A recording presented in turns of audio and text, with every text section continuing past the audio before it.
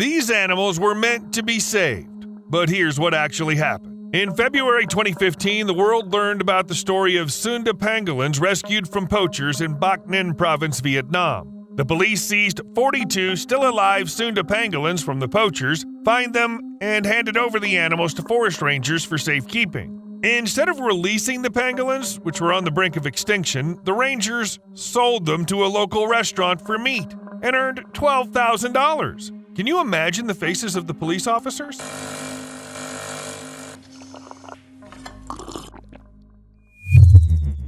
Just a friendly reminder to drop a like if you forget. And I also want to mention that some of the stuff animals do is really cool.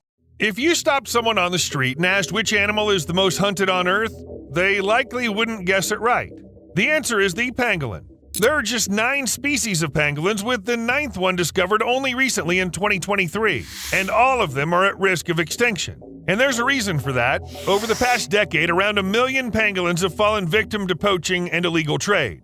And it gets worse. Almost 220,000 animals were seized by authorities between 2010 and 2012, and that's probably just a small fraction of the actual number sold. To put these numbers in perspective, around 110 pangolins are currently being seized for every seized rhino. This is really alarming because pangolins reproduce slowly and are solitary creatures, and they're going extinct. But this doesn't stop the trade, just like always.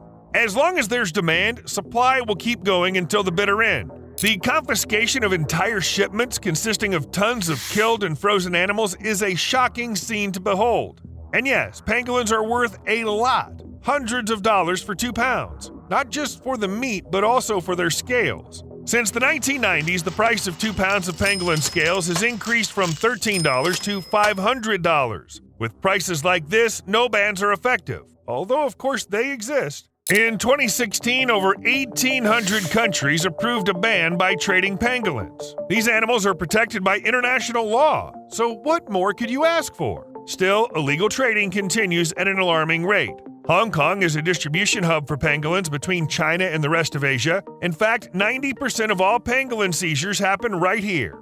So what do everyday people in Hong Kong think about pangolins? A survey of 1,000 Hong Kong residents revealed that 7% have never heard of pangolins, 85% mistakenly believe their scales have medicinal properties, and 50% think their meat also has healing properties. Also, 11% didn't even know that trading these animals is illegal. So much for the international laws protecting pangolins. It's not only about the international law. Using pangolin scales in any alternative or traditional medicine is banned in China. People have turned every part of the pangolin into a high-demand delicacy. Its tongue goes into gourmet soups. Its blood is drained for drinking, and some pangolins are preserved whole in alcohol to make a tonic like wine. Moreover, pangolin scales are traded on the black market for use in traditional medicine or as ornaments. Pangolins are used to treat literally any disease. Do I need to tell you that the therapeutic properties have not been proven in any way? I think you already know this. Nevertheless, in 2019, Malaysian authorities seized 30 tons of pangolin parts. They found a huge stash with 1,800 boxes of frozen pangolins, 572 frozen individual pangolins, 800 pounds of pangolin scales, and 61 live pangolins. The total value is estimated at $2 million, and this was just one stash. For now, it's being called a record haul. But since not all the details of illegal trading come to light, the volumes could be even higher. In 2016, 3.1 tons of pangolin scales were seized in Shanghai after being smuggled into the country. It's estimated that around 7,500 pangolins were killed for this amount. And let me remind you, we're talking about creatures that are teetering on the brink of extinction. They're already struggling due to habitat loss, and now people come along with their bizarre eating habits?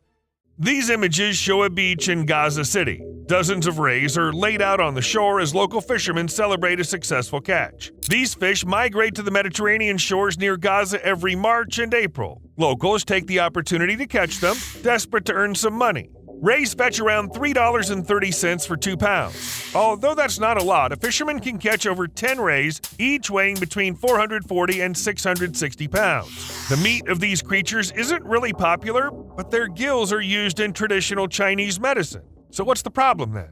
Well, the problem is that the rays caught by Gaza fishermen are included in the Red Book. We're talking about 2 species of manta rays, Manta alfredi and Manta birastris. both considered vulnerable by the International Union for Conservation of Nature. And the biggest threat to them is overfishing, basically what fishermen are doing. It's no wonder that fishermen are focused on these two species, as they're considered the largest rays in the world. Manta in particular can grow up to 30 feet long and 23 feet wide. A ray of this size can weigh up to 6,600 pounds. $3 for 2 pounds doesn't seem like such a small price anymore, right? Coming in second, the Manta alfredi has a wingspan of 10 to 11.5 feet and an average length of around 15 feet.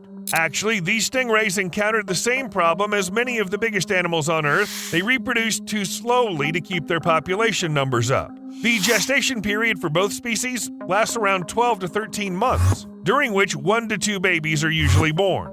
This happens every 2 to 3 years. Even scientists say that manta rays reproduce slower than almost any other sharks or rays. On average, these creatures start reproducing at around 8 years old, but throughout their lifetime, they may only give birth to 4 to 7 pups, and that's if people don't catch them earlier. Another paradox here is that despite manta rays having almost no natural predators, they're still facing extinction because they can't keep up with humans. We're catching manta rays way faster than they can reproduce. Besides the already mentioned place, there are also directed fisheries in Mexico, Peru, Thailand, and Somalia. According to the International Union for Conservation of Nature, over 1,000 rays are caught annually in some areas. No wonder manta rays are facing extinction. Over the past 75 years, some local populations have shrunk by 80%, and it doesn't seem like things will get any better in the near future. And that's odd, because usually such problems arise with animals whose meat is highly valued. But the taste of manta rays isn't very pleasant for people. Then why? It turns out you can go extinct even if you're not tasty. The main reason is the high demand for gill rakers. These are structures located in the gills and are a filtering mechanism necessary for rays to feed. So what do humans have to do with that? What could these rakers possibly be used for? The answer's simple: traditional Chinese medicine. According to it, rakers are a crucial ingredient in developing remedies that supposedly reduce toxins, improve blood circulation, and boost immunity. Or so they claim. So gill rakers are harvested by fishermen from the Philippines, Indonesia, Mozambique, India, Madagascar, Sri Lanka, Pakistan, Brazil, and Tanzania. This product sells at relatively high prices, up to $400 for 2 pounds. Now let's hop over to Kazakhstan, home to a unique hoofed mammal, the saiga antelope that has survived the Ice Age. If you check out the conservation status of this antelope, you'll find it's near threatened. Just the other day, Leonardo DiCaprio praised Kazakhstan's government for their work in rescuing the saiga antelope from extinction. Big thanks from me too. But now it seems like the country is changing course.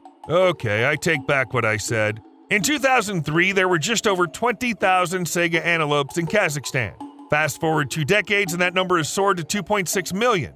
Gorgeous. But instead of celebrating, authorities decided to start culling saiga antelopes. Wait, what?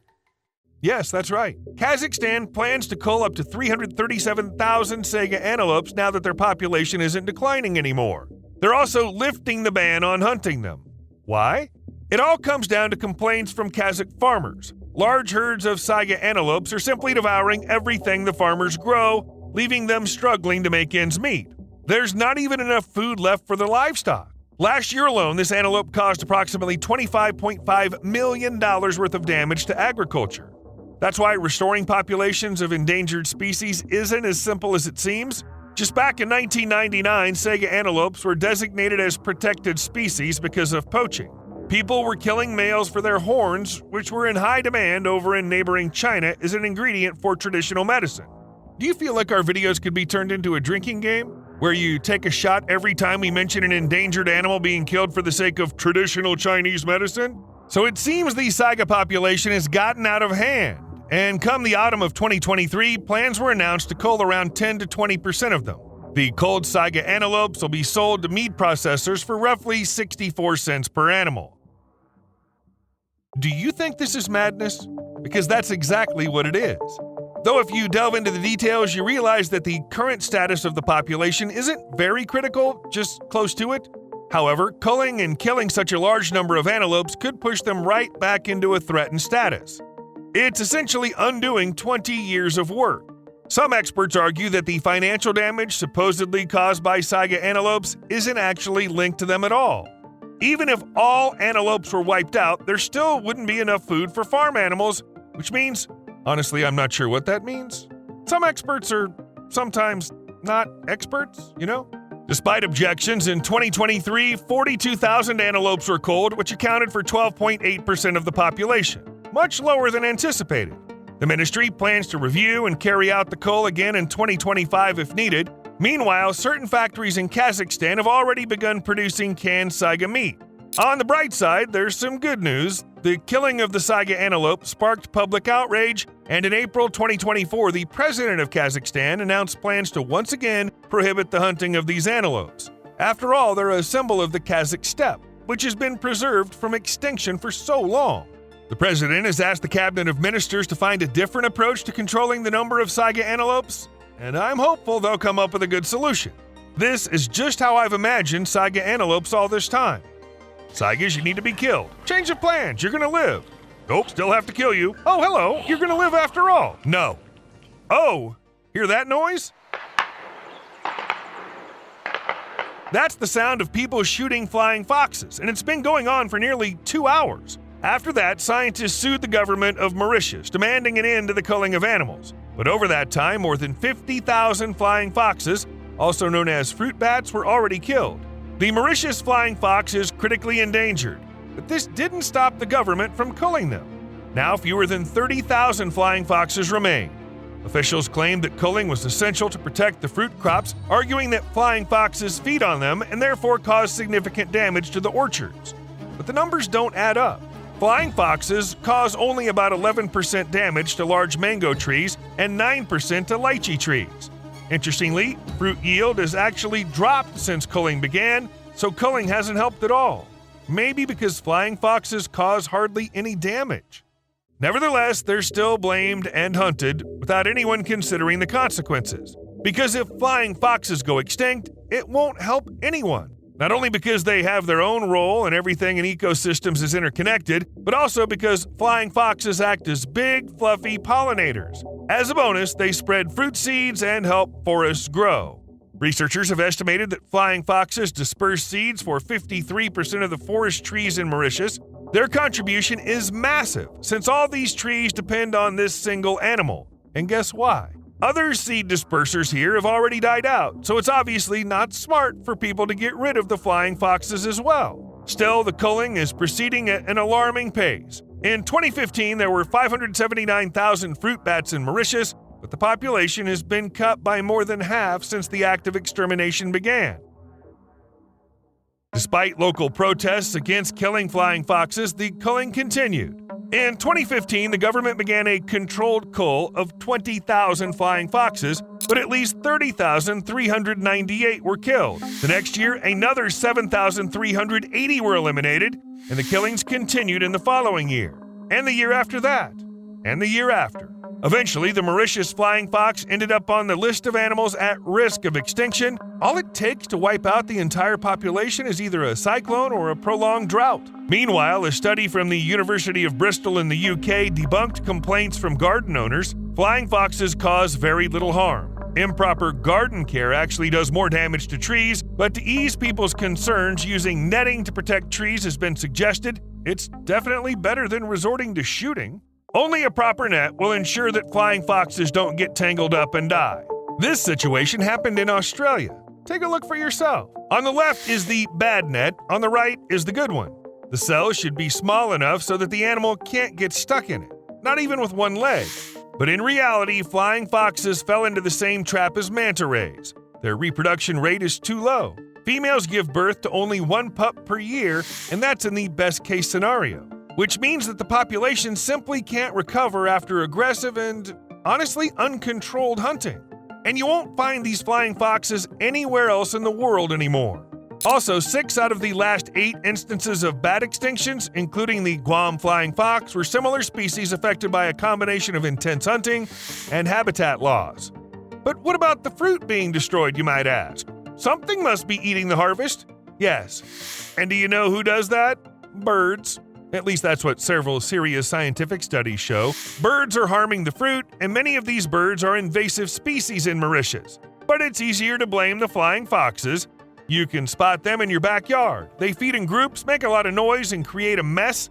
Of course, this is annoying and doesn't exactly make flying foxes popular.